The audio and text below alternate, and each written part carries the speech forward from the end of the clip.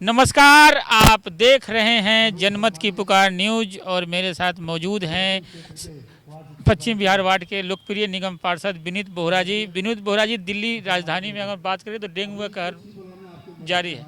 कैसे आप लोग बचाव कार्य कर रहे हैं, कैसे फॉगिंग वगैरह कर रहे हैं? देखिए, पूरी नॉर्थ एमसीडी के हमारे जितने भी पार्षद हैं, हम आज से नहीं पिछले 1.5 महीने से लगातार डेंगू की दवाइयाँ, मलेरिया की दवाइयाँ जो हमें डालनी चाहिए नालियों में, लोगों के घरों में, कूलरों में, वो सब निरंतर रेगुलर उसमें डली जा रही है।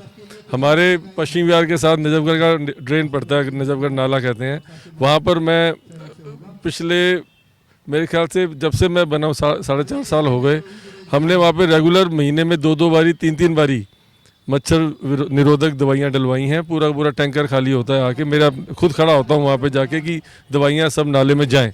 तो मच्छरों की उत्पत्ति कम हुई है, ऐसा नहीं है। हमारे पश्चिम बिहार को तो पहले मच्छर विहार कहा जाता था, अब आप भी वहाँ पे बहुत बारी घुमाए, अब हमने काफ़ी हद तक इस पर कंट्रोल भी किया है। और फॉगिंग हमारे पास 4 मशीनें हैं मेन, और हम लोग 2-2, 3-3 ब्लॉक सुबह और दोपहर के बाद करके रेगुलर हमने हर ब्लॉक को 5-5, 6-6 बारी टच कर लिया है। फॉगिंग भी पूरी हो रही है। हमारे डीबीसी वर्कर्स बहुत गहन मेहनत करते हुए डेंगू से, चिकनगुनिया से, मच्छरों से निजात पाने के लिए लड़ाई लड़ रहे हैं। दिल्ली सरकार के सारे विधायक फॉगिंग मशीन लेकर हर कॉलोनी में जा रहे हैं। वो तो उनकी आदत है, जब चुनाव आता है तो उनको बाहर निकलना है। जब कोरोना आया था, आपको कौन सा विधायक नजर आया बाहर, बताइए मुझे। एक भी, हम लोग खुद खड़े होकर सैनिटाइज कराया, एक एक घर को, एक एक रेलिंग को, एक एक पार्क को, कोई बाहर नहीं आया विधायक आप अपना झाड़ू पार्टी का। अब इनको पता है 2022 में चुनाव है, इन्होंने बाहर निकलना है, ये सिर्फ प्रोपागेंडा करते हैं, इनका और कोई काम नहीं है।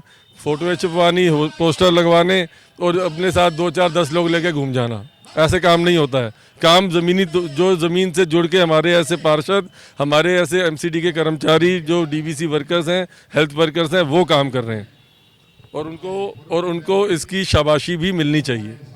केजरीवाल अन्य राज्यों में जा रहे हैं, दिल्ली मॉडल की बातें करते हैं। भाई साहब, आप तो खुद जर्नलिस्ट हैं, मैं आपसे क्या छुपाऊं। आप बताइए ना क्या किया। अब हमारे यहाँ पर पश्चिम बिहार में सत्येंद्र जैन जी हमारे एमएलए हैं, मेरे को तो कभी नज़र नहीं आए। अगर वो आए भी हैं तो क्या करके गए। होर्डिंग जरूर लग जाता है कि फलाना ब्लॉक में सड़क का कार्य शुरू हो रहा है। कहाँ शुरू हो गया, कितनी सड़कें बना दी, एक बार बताया तो सही। ऐसा नहीं होता है सर, वो लोग सिर्फ और सिर्फ प्रोपेगेंडा, पब्लिसिटी, फॉल्स, लोगों को भ्रम में डाल देते हैं। और लोग आजकल बहुत समझदार हैं, भ्रम में आएंगे नहीं। अब आने वाले चुनाव सब कुछ दिखाएंगे। क्या है, चुनाव को लेकर क्या तैयारियां की जा रही है?